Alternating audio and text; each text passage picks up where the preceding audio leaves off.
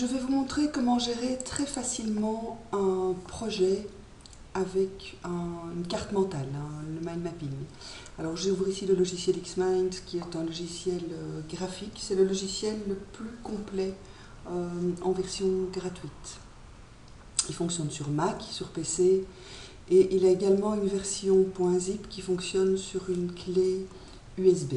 Donc ça permet de ne rien télécharger sur son ordinateur.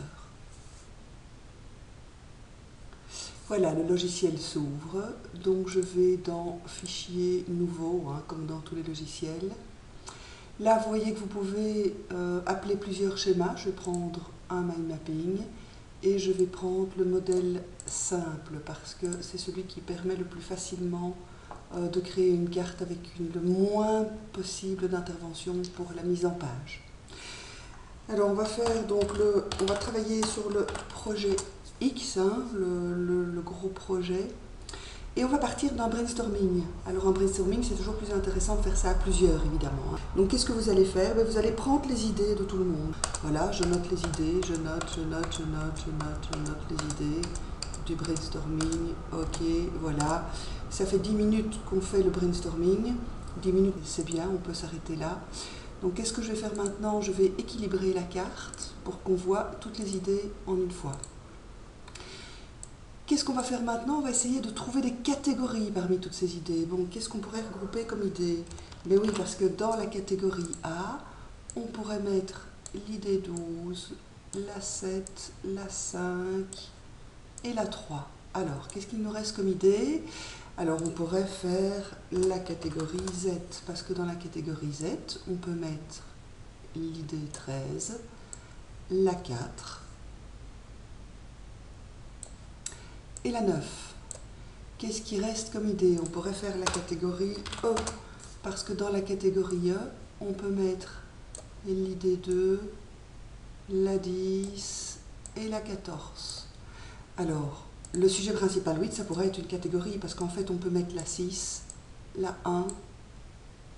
Qu'est-ce qu'il me reste? Deux idées. Eh bien ça, je vais regrouper dans la catégorie R.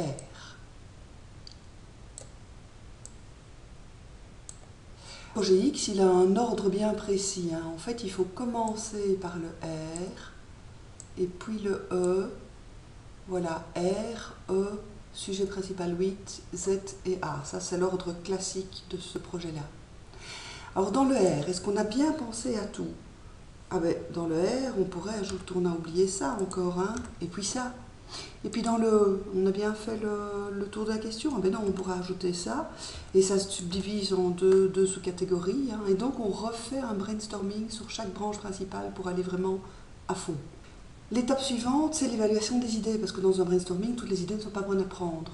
Donc on va évaluer les idées, et là pour les évaluer, on peut faire ça en groupe évidemment, et on peut mettre une petite annotation. Par exemple, si notre projet il faut qu'il soit écologique et économique, le sujet principal 11, là on est en dehors. La 3 également, c'est pas très écologique. Qu'est-ce qu'on fait avec ces idées? On va les enlever. Ok, je peux les enlever. Dans la catégorie R, il y a un ordre aussi à respecter. Il faut commencer par le 4, et puis le 3, puis le 3, allez, le 3, et puis le 15. Dans le E, il faut commencer par le 2. Commencer par le 2. Eh bien, il ne veut pas monter. C'est pas grave, on va descendre le 10. Voilà. 2, 14, 10, ça c'est l'ordre. Et donc on met une planification dans chaque branche principale. Bon, là ça fait déjà 20 minutes qu'on travaille sur ce projet.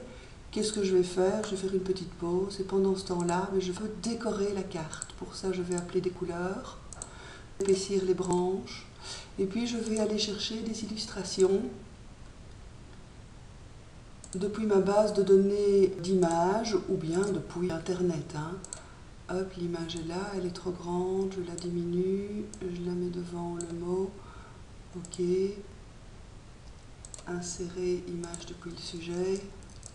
Hop, là on va mettre ça.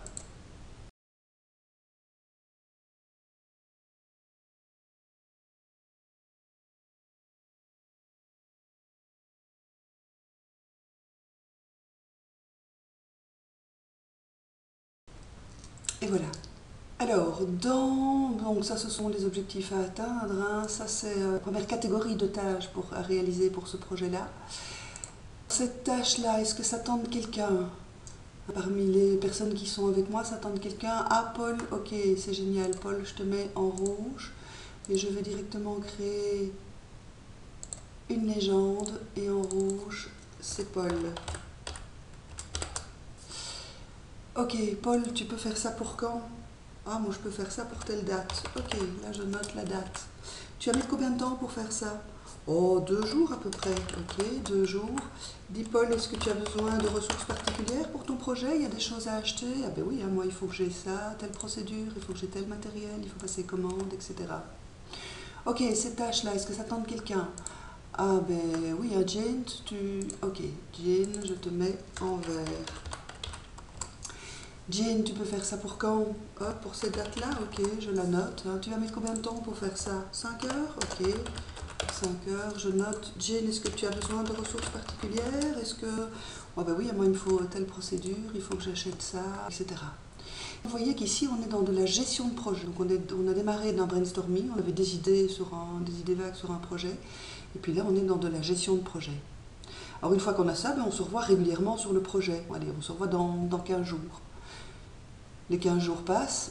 Ok, ah Paul, où est-ce que ça en est là, cette tâche-là? Ah ben moi j'avance bien, hein, je suis à la moitié. Ah c'est super, tout roule, oui, nickel, ok, super, on n'en parle plus. Jane, où est-ce que tu en es là pour ton truc? Ah ben moi je suis coincée. Ah bon, t'es coincée, qu'est-ce qui se passe? Oui, mais tu vois la ressource là que j'attendais, en fait j'ai attendu et j'attends toujours la signature ici. Et j'ai pas reçu la signature, donc j'ai pas su passer commande. Ok, je vois. Donc c'est en attente en fait. Attente signature. Oui, c'est ça. Ok. Et là, donc, on fait tout le projet comme ceci. Et puis, on peut se revoir quand le projet est terminé pour faire l'évaluation du projet. Franchement, ce projet, il a bien tourné. Donc, on fait l'évaluation du projet. C'est clair qu'il y a plein de choses positives sur ce projet. Il y a ça qui a bien marché. Il y a ça, on a reçu des retours clients, c'était génial, etc. Bon, c'est clair qu'il y a des améliorations possibles. Il y en a toujours dans un projet. Hein. Amélioration. Il y a ça qui n'a pas bien fonctionné, là on n'a pas commandé assez, ça, etc., etc. Bon, l'évaluation du projet, c'est à un niveau différent des autres branches. Donc ce que je vais faire, je vais le mettre là. Et pour bien montrer qu'il est différent, je vais mettre une limite.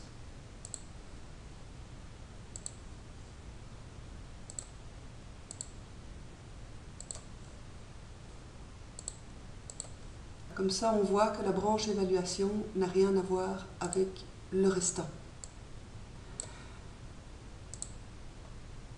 Hop, je descends un peu la relation.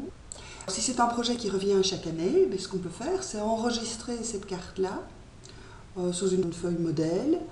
On enlève tout ce qui est typique à cette année-ci, et puis l'année prochaine, on peut repartir de cette carte pour gagner du temps. Je ne voulais pas montrer, mais au fur et à mesure, évidemment, qu'on crée des documents pour le projet, on peut évidemment les hyperlier ou bien les mettre en pièce jointe. Je vous montre ici un hyperlien, donc on va choisir sur son ordinateur, voilà, mettons ce PDF-là. Ok. Dès qu'on clique ici, on va ouvrir le PDF. Ça permet pour un projet de rassembler tous les documents dans la carte. Et au plus un projet vous ennuie, au plus vous allez mettre des illustrations et des couleurs, des choses marrantes dans la carte pour rendre le projet plus amusant. Parce qu'il ne faut pas oublier qu'avec la carte, on travaille sur le fond et la forme et qu'il y a moyen de trouver un amusement par rapport à la forme. Si vous procrastinez un projet aussi, l'idéal, c'est de faire une carte évidemment. Parce que souvent quand on procrastine, c'est simplement qu'on pense qu'on ne va pas arriver au bout. Et donc on a envie de ne pas le commencer pour ne pas se retrouver devant le fait qu'on ne sache pas y arriver. Et donc, qu'est-ce qui se passe? Parce que ça nous paraît être un éléphant, ce projet. Et pourtant, c'est tout à fait facile de manger un éléphant. Il suffit de manger une tranche par jour. Et le fait de mettre le projet sous forme de branches et de sous-branches et de sous-sous-branches, chaque sous-branche, en fait, c'est une tranche de l'éléphant. et une tranche par jour, une branche par jour.